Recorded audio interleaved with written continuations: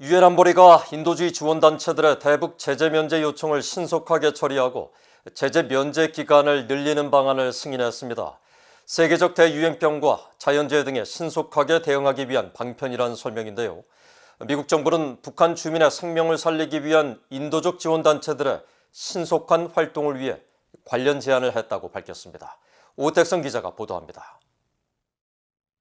유엔 안보리가 지난 30일 회의를 통해 대북 인도주의 지원 단체들의 제재 면제 요청을 신속하게 승인하고 면제 기간을 연장할 것을 승인했습니다. 안보리 관계자는 이날 VOA에 보낸 이메일을 통해 미국이 지난 2018년 8월 안보리의 제안에 채택된 대북 제재 이행안에서 7호에 대한 개정안이 승인됐다며 이같이 설명했습니다. 이행안에서 7호는 대북 인도 지원 단체들이 북한 지원을 위해 안보리 대북제재위원회로부터 제재 면제를 받아야 한다는 안보리 결의 23975에 대한 가이드라인으로 각 단체가 면제를 요청하는 이유와 북한의 수혜자 선정 기준, 인도적 지원 성격 등 10가지 항목에 대해 설명할 것 등을 요구하고 있습니다.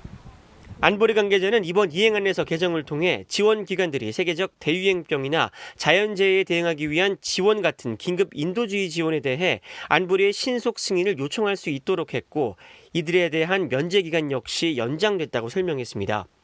이에 따르면 면제 기간은 기존 6개월에서 9개월로 늘어나고 또 근거를 제시할 경우 9개월 이상도 가능하도록 허용했습니다.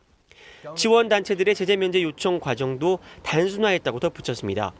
켈리 크래프트 유엔 주재 미국 대사는 이날 트위터를 통해 이번 개정안이 미국의 제안으로 이루어졌다면서 인도주의 지원단체들의 대북 지원이 더 쉽고 빨라졌다고 말했습니다. 그러면서 미국은 지원단체들이 북한 주민들의 생명을 살리는 활동을 지속하기 위한 혁신적인 방법을 찾는 데 전념하고 있다고 강조했습니다. 이번 이행안에서 개정은 신종 코로나 바이러스 감염증으로 북한이 국경을 봉쇄하는 등 대북 인도주의 지원에 차질이 생긴 것에 대응하기 위한 것으로 보입니다.